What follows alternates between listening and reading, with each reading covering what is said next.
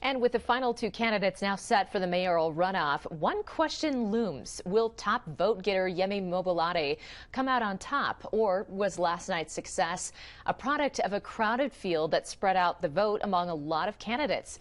KRDO News Channel 13 Spencer Soisher joins us live now after talking with both hopefuls today about their path to City Hall. Spencer.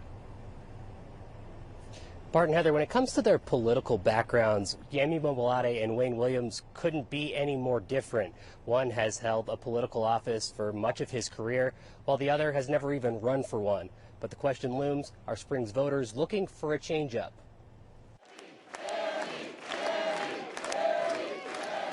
Less than 24 hours after securing the top spot in the mayoral election, Yemi Mobolade is just as surprised as you. We were blown. We were equally surprised. While Mobolade says he's an independent, he does have both liberal and conservative views.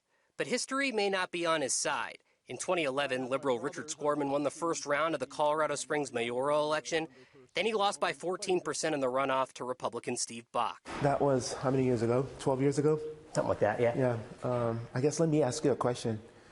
Do you use Windows 95?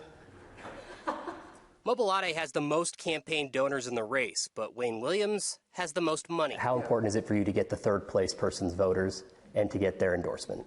Oh, very important. We asked him if he's expecting an endorsement from the third place candidate. Possibly. I hope so. I can't speak to what they would do, but I would be connecting with my contenders on our mutual love for the city. As the votes currently stand, that would be Sally Clark, and an endorsement has not come yet. Will you try to seek Sally's endorsement?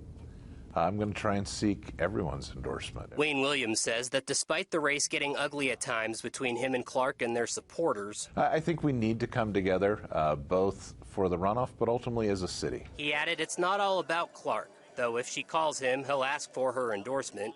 He points out that there are almost 33% of voters that didn't pick him, Clark, or Mobolade. I believe that there were a number of conservatives who had a host of candidates to choose from, and that split up some of that vote. Now, as for what's to come, we've all seen those negative political ads on TV. Mobolade says he's not going to put out any of those. So I asked Williams the same question, is he going to put out any for himself? He said that he's just going to look into his opponent's record.